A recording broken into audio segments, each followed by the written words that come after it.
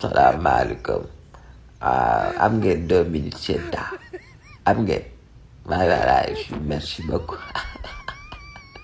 waaye man de ca ngoon ba léegi damaa gis fa gone yi fa ba tis leen ñuy jibile di bind nekk kele si la door li ak xawaat branco bi toj nañ plaidoirie yi di bële ca CEDEAO ma ne leen il faut pas se réjouir vite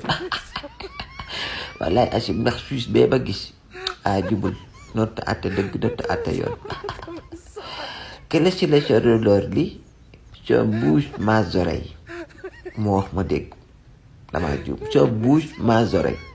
moo wax ma dégg mu ne ma borom réew mi ma ne ko naam mu ne ma juge bi di juge bi CEDEAO bi kët bi muy def jeexi jaaxa ci ñaari gone gi jóge France di xuraat banaan ko gone gi jóge île de Comores di maître Saïd Laroufi noonu la kay ñoom ñaar di jàngat ndax mën nañoo bokk ci pôle avocat bi plaider Ousmane Sonko waaw wala déet ndax yoon may na leen ko yow bu juge ba daa jàngat papier yi lañ mën ko ba ca biir daan ne kët gone gi jóge France di maître xawaan baranko Babé Demba Thiam borom ngeen waas mën naa wax ndaxte convention yi Sénégal signé ak France may na gone gi ñëw ci juridiction sénégalaise plaider fi mu ne gone ga la dëkk ca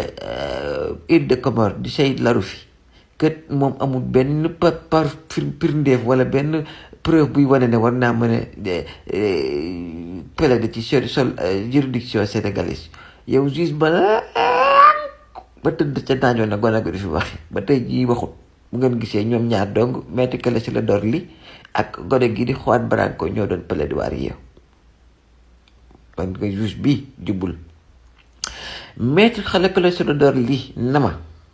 borom réew mi mën a ko naam mu ne ma ñoom kët entamé woon nañu bépp procédure pour jot papier buy wane ne gone gi war naa mën a plaider Sénégal yoon may na ko mu plaider ci juridiction sénégalaise waaye jot antu waaye ci loolu bépp papier boo xam ne jébbal nañ ko gone gii di juge bi turu gone gii di Saïd Laroufi di avocat bi jóge Île de Comores turam waa nga na ca daj bépp juridiction bu concerné Ousmane Sonko xewee fii ci Sénégal bépp décision bu jël turu gone gaa ngi ci na daj xanaa loolu doy na preuve que ne gone gi war naa mën a defee plaider Ousmane Sonko ci juridiction sénégalaise waaye juge ba daal lànk ba tëdd ci Ousmane ca naaj ba kon ma ngay xañ Ousmane Sonko te demagul fenn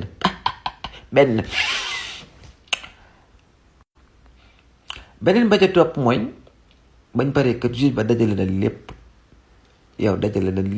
lu jëm ci affaire ba procédure de fond ba procédure de fait procédure ba dajale waale procédure de recevabilité de l'affaire CEDEAO ñoom ñoo dajale waaye procédure de recevabilité de l'affaire ndax affaire bi ñoom war nañ koo mën a àttee foofu ca île de la ca CEDEAO te bu ngeen xoolee avocat wu état bi sonnuñu de ñoom lu ñu doon plaider xam nga lan la ndax ñoom nangam Sénégal toll na foo xam ne war nañ ko mën a yóbbu ba cour de la CEDEAO di ko fa juger naan Sénégal nangam dañuy respecter droit dañuy respecter institution dañuy respecter les droits de l'homme et cetera bu neexee juge bi suba mu ñëw daan ne reçu non recevable delloo ñu suñuy papier yeeg suñuy problème ñu wéetoog ñoom mooy ay archive li ma fàtte wax booy juge ba ci boppam bi mu paree moom li ma xam mooy la maanaam ñoom fii ne ñu dañuy dajaloo fii ak le 17 dañuy dajaloo defum jàngat ñoom ci seeni compétence ñoom waa CEDEAO de ñooy wax ci seeni compétence ndax war nañoo mën a juger mbir mi waaw wala déet ndax war nañoo mën a prononcer ci le fait que allégation yi ñu wax ne Ousmane Sonko dañoo salfaañe ay àqam ak ay yelleef en tant que doomu Afrique doomu Sénégal ay àqam ak yelleefam ak lépp loo xam ne si rek am na ko ay droit civique ak démocratie may ko ñu salfaañe ko moom juge bi leen day def am jàngat moom ci boppam ci compétence am ndax loolu war na cee mën a àddu waaw wala déet bu ko nee xëy suba ñëw ne sama yoon nekku ci lii ngeen may wax mu ne du leen ma ci dugal wéet leen ak seeni problème dem joxaañu suñu yëf ñu ñëw wéetoog moom wallaay Achim Afrique joo xara ba rek lii ay waay suñu Afrique yi kañ lay lijjanti ko